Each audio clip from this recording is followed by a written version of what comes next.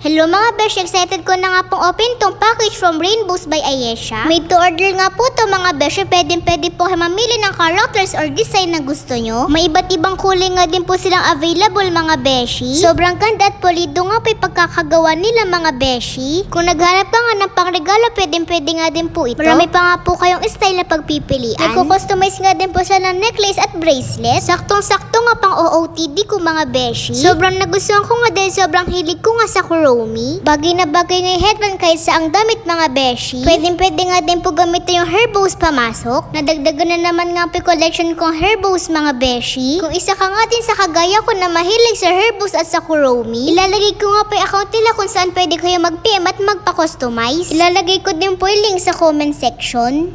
Yun lang, salamat sa panonood. Bye-bye mga beshi!